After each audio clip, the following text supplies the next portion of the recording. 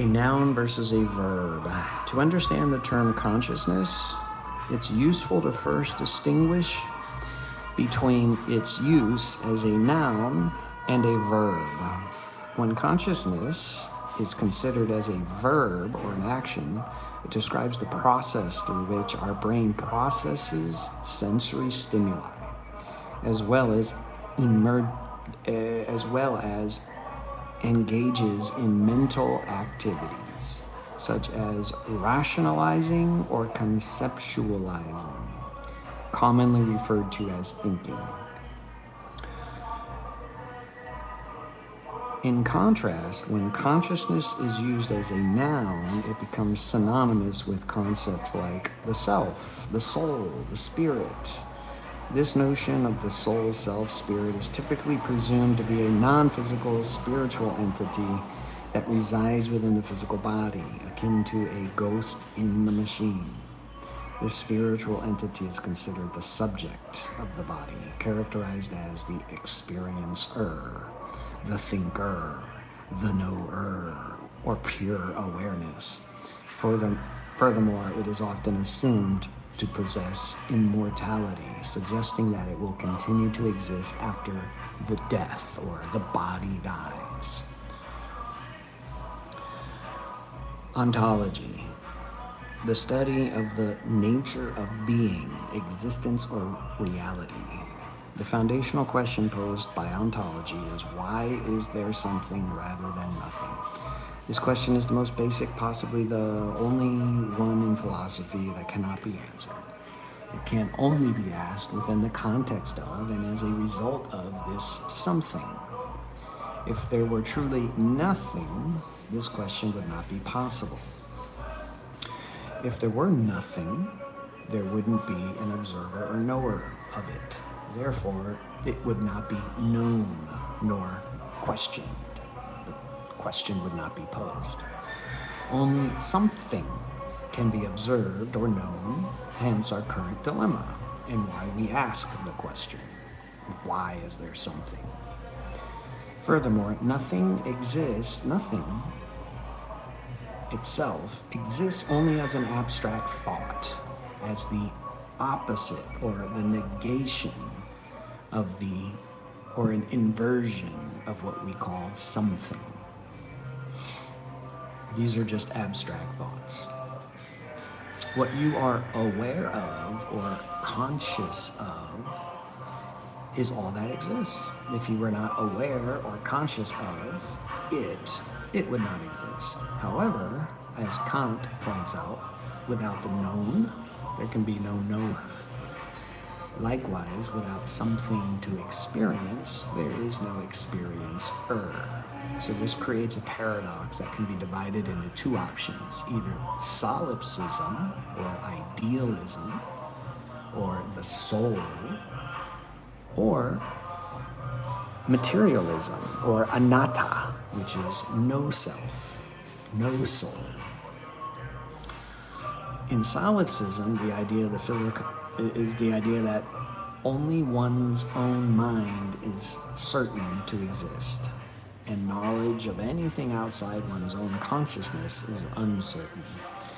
So do we possess a consciousness, a self, or a soul? If this soul is immortal and lives on after the body dies, then it is eternal. This implies that the soul has no beginning nor end. Consequently, the soul was not created by God. Instead, it has always existed and will not die. Logically, this perspective aligns more with the idealism, which inevitably collapses into solipsism. In solipsism, there exists only me, dreaming the world. Why not assume that I am the only entity experiencing consciousness? While we assume other humans share this conscious experience, we cannot confirm it through direct observation. Either you are the sole living being, the only living being with this direct experience of consciousness, or other living beings experience it as well.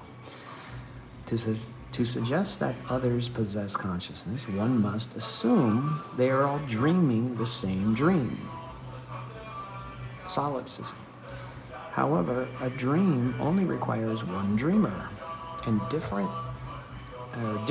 experiences would inevitably lead to conflict. So, example, in your dream, things may fall down, while in my dream, they fall up.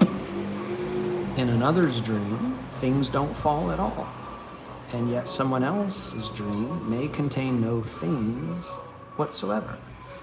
The potential conflicts arising from the 7 billion different dreamers on this planet further complicate this idea. A more logical or rational explanation would be that our limited sensory apparatus enables us to achieve an objective consensus on what is real. This demonstrates by our general agreement on the fundamental physical characteristics of the real world. Any exceptions to this consensus, such as hallucinations or delusions, are often diagnosed as schizophrenia. Notably, only 0.3% to 0.7% of the general population is affected by schizophrenia, underscoring our collective ability to discern the real world. Another concrete example demonstrating the objective material world is seen in the distinction between punching a feather pillow and a concrete wall. We all recognize the objective consensus that striking the concrete wall is more painful. This is not due to a shared solipsistic dream or a transcendent reality, but rather the basic principles of the objective material world and our similar anatomy, including our nervous system's interactions and the brain's interpretive functions. Further refuting solipsism, we can observe the interactions of inanimate objects. For instance, when you hold an ice cube, you feel cold through your sensory apparatus. If a solipsist misconstrues this sensation as merely the illusion of cold, we can also demonstrate how this illusion affects inanimate objects, such as water, which undergoes a change of states when liquid to solid ice due to the illusion of cold.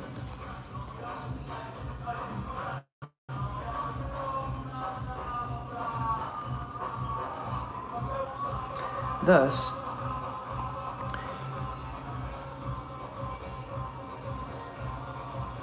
even if the solipsist wants reality to act differently, the defiance of the objective world clearly demonstrates that solipsism is unattainable.